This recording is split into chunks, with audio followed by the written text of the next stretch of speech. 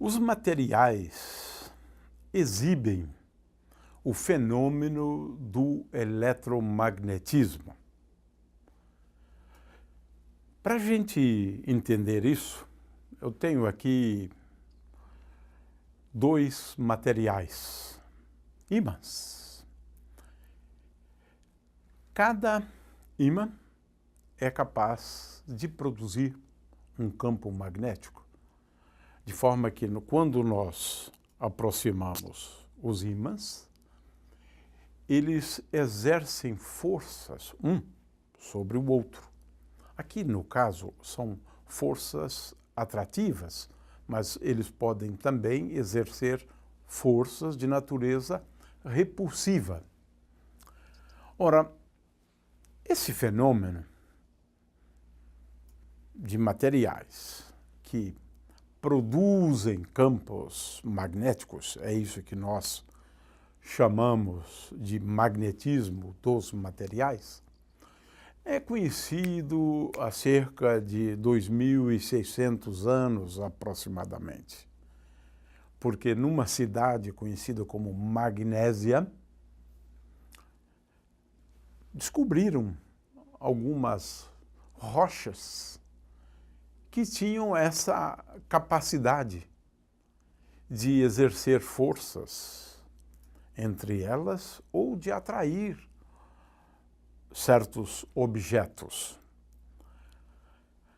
O fato é que hoje nós sabemos que os materiais exibem propriedades magnéticas com diferentes intensidades de material para material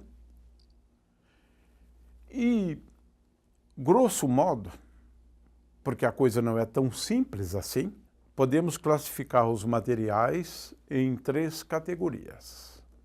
Os materiais ferromagnéticos, como os ímãs, os materiais paramagnéticos, que na realidade funcionam como ímãs também, na medida em que eles exercem forças de atração sobre ímãs, produzem campos magnéticos, mas pouco intensos na realidade, comparado com os ímãs, né?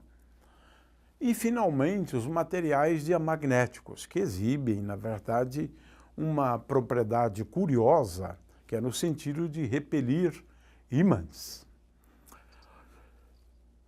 Eu tenho aqui esse pequeno vídeo para ilustrar o diamagnetismo, por exemplo, da água.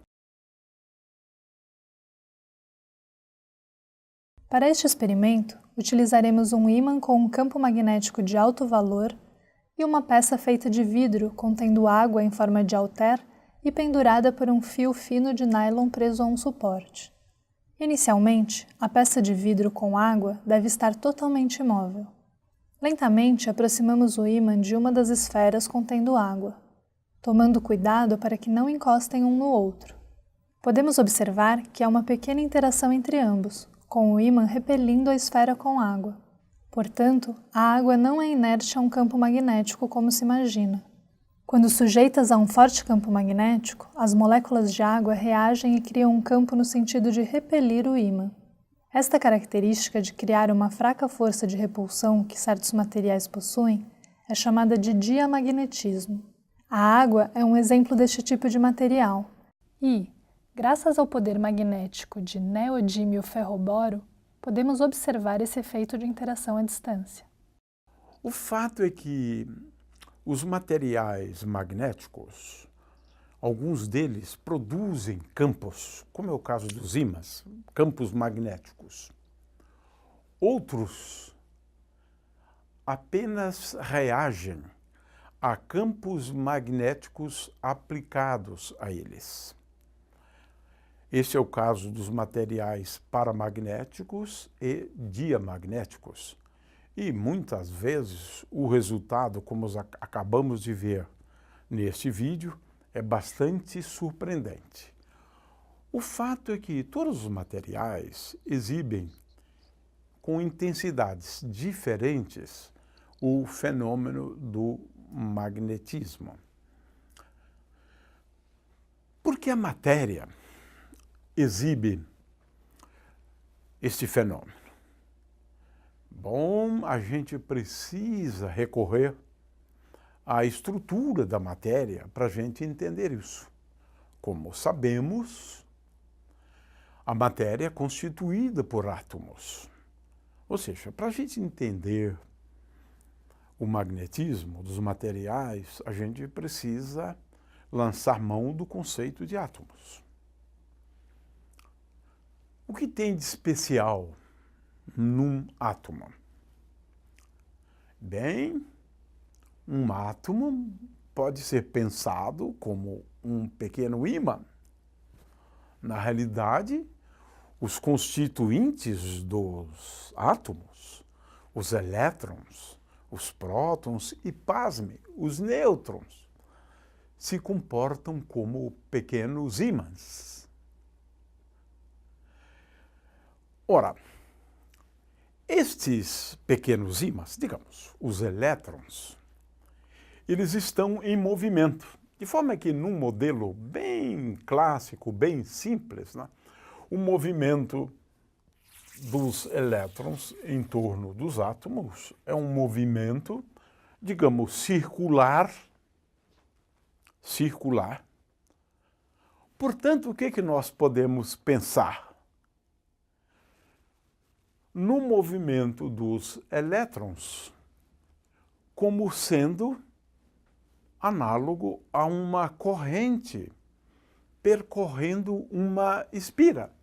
E nós já vimos que no caso de uma espira percorrida por uma corrente I,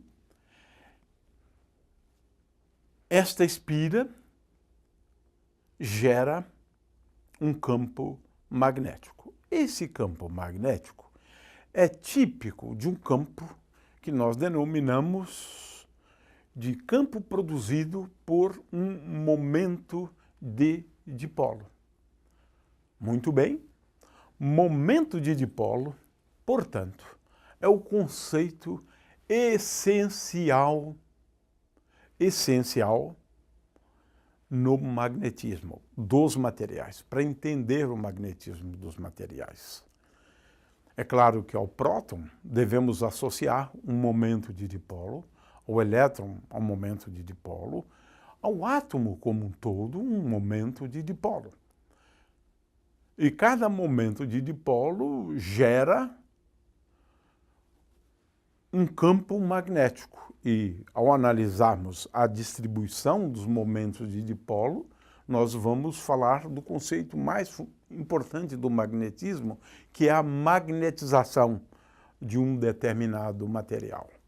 O fato é que o conceito, agora, fundamental, do ponto de vista do magnetismo dos materiais, é o conceito de momento de dipolo.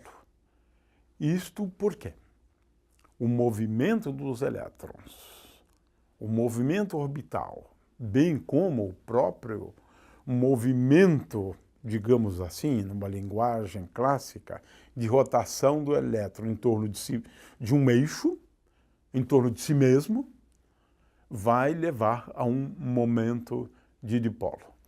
Grosso modo, o que nós podemos afirmar é que os constituintes dos átomos se comportam como pequenos ímãs. Tem um momento de dipolo e é sobre isso, então, que nós vamos falar ao longo desta aula. Antes, no entanto, queremos dizer que, em geral, a abordagem clássica, a rigor mesmo, não leva à previsão de qualquer um desses fenômenos associados ao magnetismo. É só a teoria quântica. Então a gente vai fazer uma abordagem, especialmente no caso do paramagnetismo, onde a gente faz uso da teoria quântica.